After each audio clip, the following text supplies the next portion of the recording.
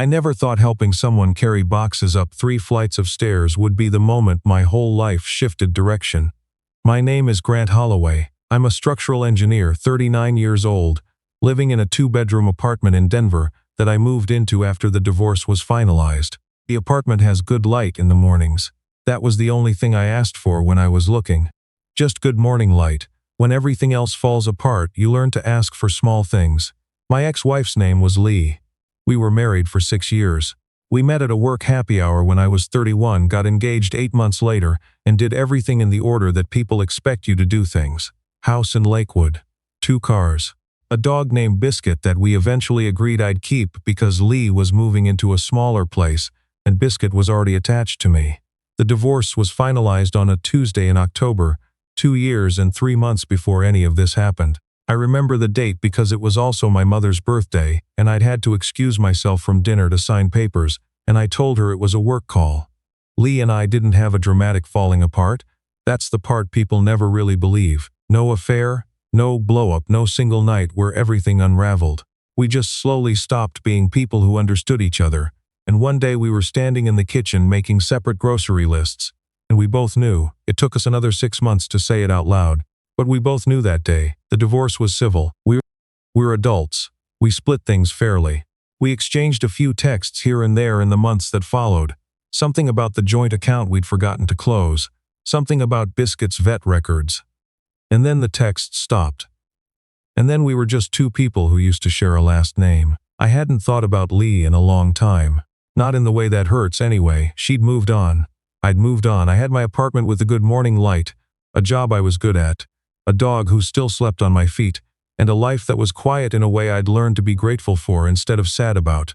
That's the life I was living when Lee's younger sister called me on a Thursday afternoon in March. Her name was Sable, Lee's sister. She was 26 when I married Lee, so she would have been around 32 or 33 by the time she called. I'd always liked Sable. She was different from Lee in ways that were hard to articulate, less polished, more likely to say exactly what she was thinking, the kind of person who laughed too loud at her own jokes and didn't seem embarrassed about it. During the years Lee and I were married, Sable and I had a comfortable, easy rapport. We'd text memes sometimes. She'd asked my opinion on a used car she was thinking of buying. When Lee and I separated, Sable had sent me a message that just said, "I'm sorry. You're a good person and I mean that." I'd thanked her and that had been the last of it. So when her name showed up on my phone that Thursday, I felt a small, uncertain thing move through my chest. Not unexpected. "Grant," she said when I picked up. "Hey, I'm sorry to bother you. I know this is weird." "It's not weird," I said, even though I wasn't entirely sure yet. "I'm moving," she said. "Like this weekend. And the person who was supposed to help me fell through, and I have all this furniture and I'm on the 3rd floor and She stopped, laughed at herself. "I don't even know why I called you.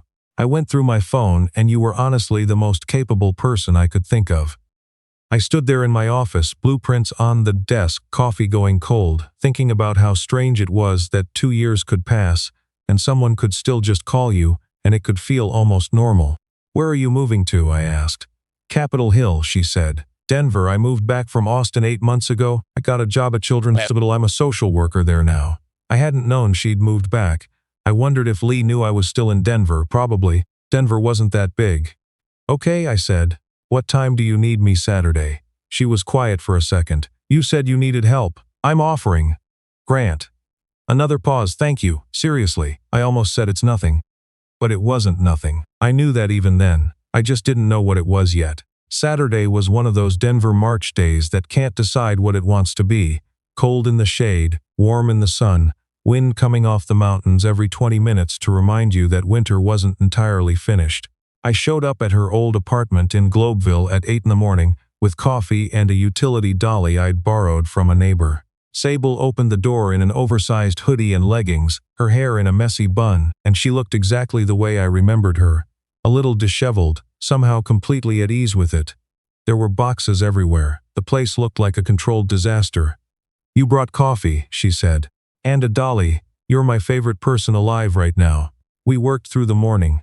She had a friend, a woman named Bex, who showed up an hour later with her boyfriend and a truck they'd borrowed, and the 4 of us made a rhythm out of it. Boxes to the truck, furniture in pieces, reassembly at the new place. Sable's new apartment was on the third floor of a building in Capitol Hill that had tall ceilings and original hardwood floors and a kitchen window that looked out over a row of bare-limbed trees, just starting to show the first pale hint of buds. "It's a good place," I said, when we'd gotten the last of the heavy furniture up. She was standing in the middle of the living room, looking around at the boxes stacked against every wall. "It's going to be a good place," she said. "Right now it's a lot." Bex and her boyfriend left around 2. Sable offered to order pizza, and I said yes before she finished the sentence because we'd been lifting things since 8, and I was starving.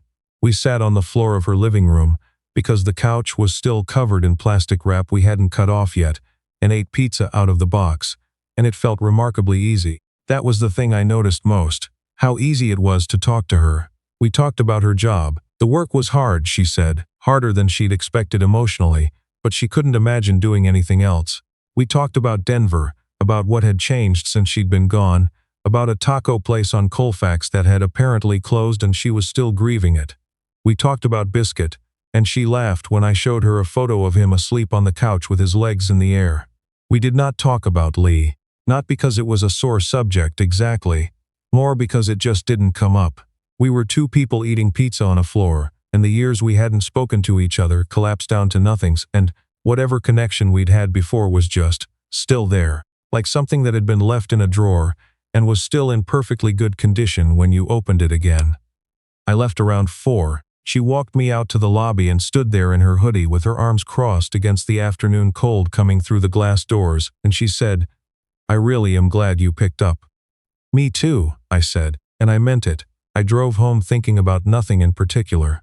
Put the dolly back in my neighbor's storage unit, fed Biscuit, made dinner, fell asleep reading something I'd been meaning to finish for 3 months. Normal. Everything normal. Except that when she texted me that night, "Just thank you again. I owe you at least 3 dinners." I smiled at my phone in a way I hadn't smiled at my phone in a very long time. We started talking. Not deliberately, not in a way that either of us seemed to plan. But a few days after the move, she texted a photo of her newly assembled bookshelf, with the caption, "I did it myself. It's only slightly crooked," and I sent back a photo of Biscuit, looking skeptical. And somehow that turned into a 20-minute conversation about the structural integrity of flat-pack furniture, and then another conversation the next day about something completely different. We met for coffee the following Friday. Then dinner the week after that. She knew a Thai place in the Highlands neighborhood that was better than anything I'd tried, and we sat there for 2 hours talking about her work. My work, the weird specific grief of mid-30s life when everyone around you is either getting married or getting divorced or having their second kid and you're just trying to figure out who you're actually supposed to be. "I always thought I'd be further along by now," she said once, swirling the last of her Thai iced tea. Not in a career way, just personally, like I'd have more things figured out.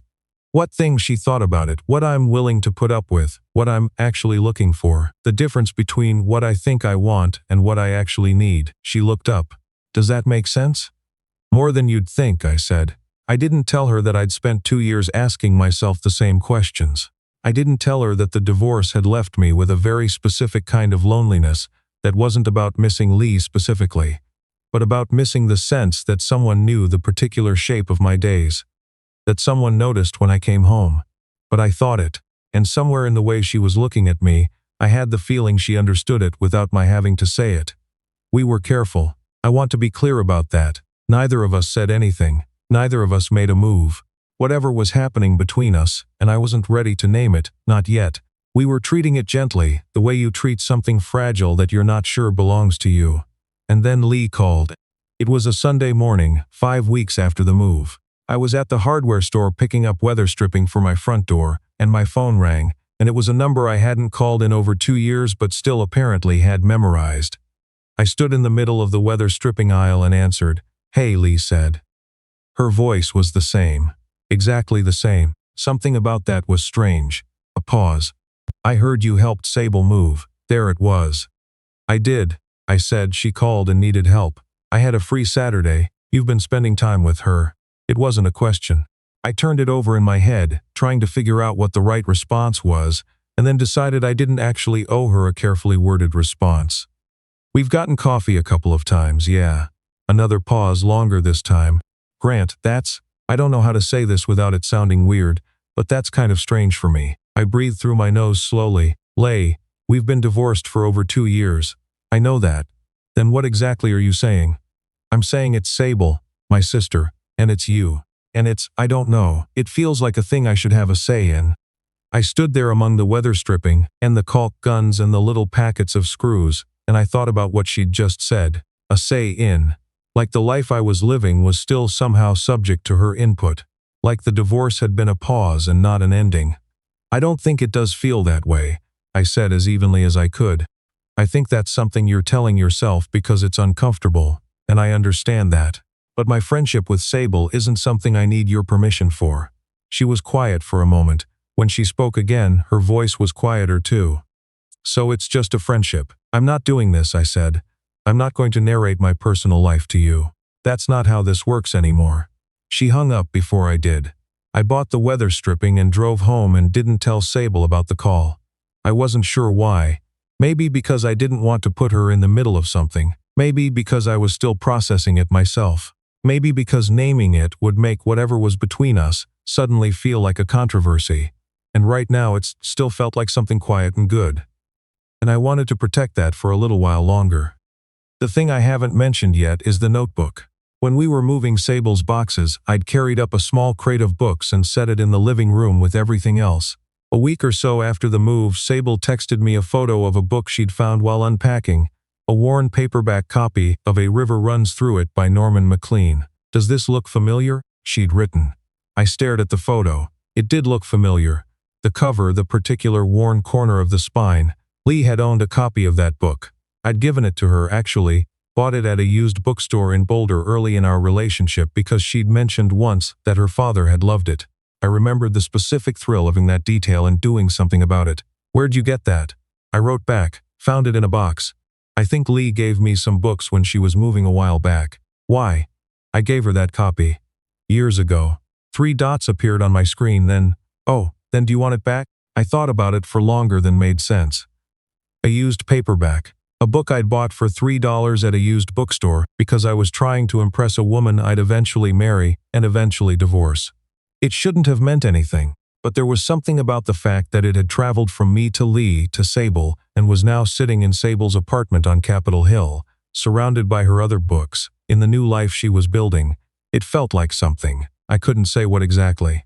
No, I wrote back. You should keep it. She sent back a small photograph of the book on her new shelf, between 2 other paperbacks, with a little strip of afternoon sunlight falling across the spine. I saved the photo. I'm not sure I fully understood why at the time. Lee called Sable. Sable told me about it on a Wednesday evening, when we were walking Biscuit along Cheeseman Park. The kind of walk that had somehow become a regular thing without either of us officially suggesting it. Biscuit was doing his determined sniffing of every lamppost, and Sable was quiet for a block or so before she said, Lay called me. I kept walking. Okay, she said she was worried about me, that she thought I was putting myself in a complicated position. Sable's voice was careful. She said you'd always had a habit of, and I'm quoting here, leaning on women emotionally without being honest about what he actually wanted. That landed somewhere uncomfortable, not because it was entirely untrue. I'd heard versions of it before, but because of the context in which Lee had chosen to deliver it. What did you say? I asked. I said that I was a grown adult and I appreciated her concern.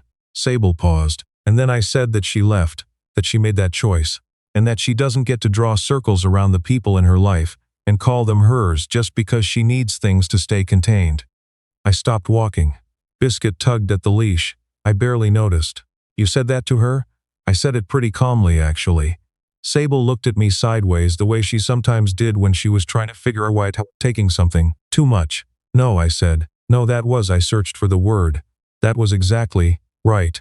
We kept walking. The park was quiet that time of evening, just a few other dog walkers and a couple of joggers and the last of the light going gold in the trees. Sable tucked her hands into her jacket pockets, and I watched her from the corner of my eye and thought about how much space she took up in my week. How often I caught myself saving things to tell her, an article I'd read, something Biscuit had done, something funny from a work meeting.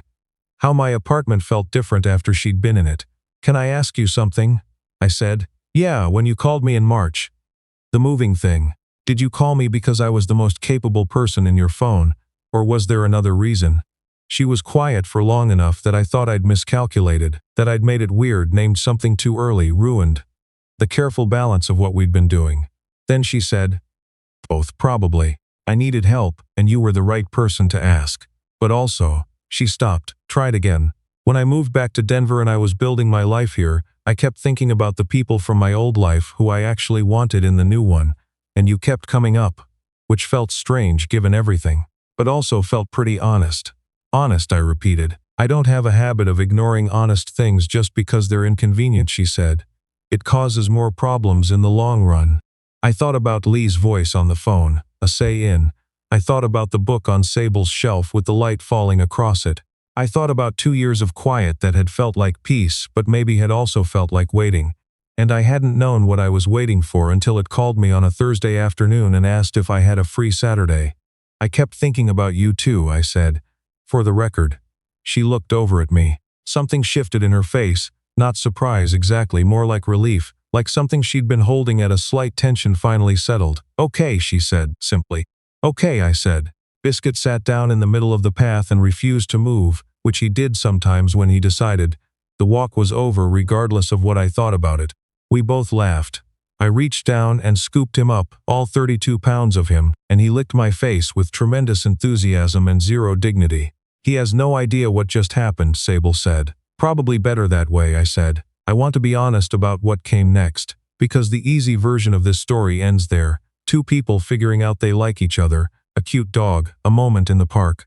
But the real version is more complicated, the way real things always are. Lee texted me 2 days later, not an angry text, a sad one, which was harder to deal with. She said she'd been thinking, and she realized she'd overstepped, and that she was sorry for calling the way she had. But then she added, at the end, I guess I just didn't realize how much I still thought of certain things as mine. That's something to work on. I read it a few times. I wrote back, I appreciate you saying that. I genuinely hope you're okay. She wrote, I will be, and I believed her. I also knew it wasn't my job to make sure of it. That sounds harder than it felt, actually. It felt like something I'd slowly learned over 2 years of quiet, the difference between caring about someone and being responsible for them. You can hold both feelings at once. You don't have to throw away one to have the other. Sable and I talked about Lee. I want to say that too, because it mattered. We didn't pretend she wasn't there, didn't build our thing on top of a careful silence. One night, sitting in Sable's apartment with the book on the shelf and takeout containers on the coffee table and Biscuit asleep on the rug he had apparently claimed as his own, we talked for a long time about what it meant. For her, for me, for the family system, Sable was part of, and I wasn't anymore. It was an uncomfortable conversation in parts. There were things Sable said about how Lee had processed the divorce that gave me information I hadn't had before, and not all of it was easy to sit with. There were things I said about my own behavior in the marriage that I hadn't said out loud to anyone. But we had it. We didn't skip it. And something about that felt important, like we were choosing to see the whole picture instead of just the part of it that was convenient. Does it bother you? I asked at one point. With Lee, does it make things complicated with your family? She was quiet for a moment, looking at her hands wrapped around her mug. My mom's going to have feelings about it, she said. Lay's going to be moments. I know that. She looked up.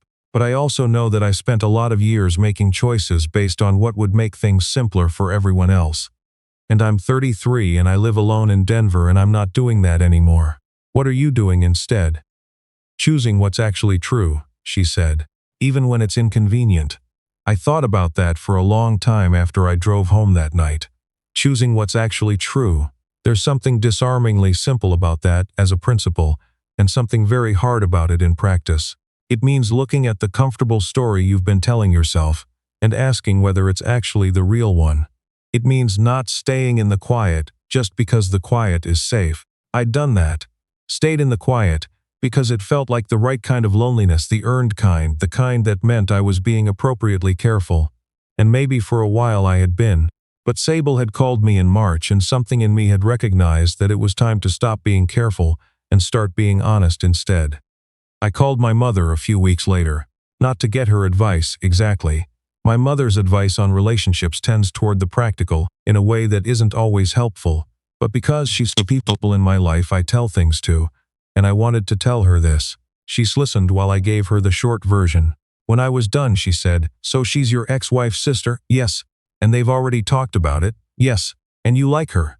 "Yeah, Mom, I do." She was quiet for a moment. Then she said, "Grant, you've been lonely for 2 years and you've been pretending it's fine. This sounds like it might actually be fine." I laughed. It surprised me, not the laugh, but the depth of the relief underneath it. "Yeah," I said, "I think it might be. There's a morning, and this is the one I keep coming back to, about 2 months after the move. A Saturday in May, the first genuinely warm weekend of the year, the mountains visible in that particular clear skyway that makes you remember why you chose to live somewhere with weather like this. Sable came over for coffee, and we ended up walking to a breakfast place a few blocks away that had a patio and a long wait we didn't mind, because there was enough to talk about. On the way back, she found a $20 bill folded up on the sidewalk. "Sidewalk money," she said, holding it up like it was a trophy. "You find that more often than you'd think," I said. "I'm buying Biscuit something with this. He needs nothing, he needs a new toy. That squeaky thing you have is falling apart. He loves that squeaky thing. He loves it because it's falling apart," she said. "That's a pity relationship. He deserves better." I laughed and she laughed and we walked back in the May sunshine with the mountains in the distance, and I thought, this, not as a dramatic revelation, just as a quiet recognition. This is what I was waiting for, without knowing I was waiting. This person who finds sidewalk money and immediately spends it on my dog. This ease, this honesty, this specific and ordinary goodness. I'm not someone who believes in signs, not really. I'm an engineer. I believe in load-bearing walls and tensile strength and things that can be measured. But I do think there are moments when you're shown something clearly, without ambiguity, and the only question is whether you're paying enough attention to receive it. I was paying attention. The book is still on her shelf. The spine faces out, just slightly slanted because the shelf is just slightly crooked, but it catches the afternoon light the same way it did in the photograph she sent me months ago. Sable says she started reading it, and she understands now why her grandfather loved it. I told her it was a good book for thinking about things you carry with you, the things you inherit and the things you choose and the things that turn out to be both at once. She said that sounded like a lot of things. I said, yeah, it does.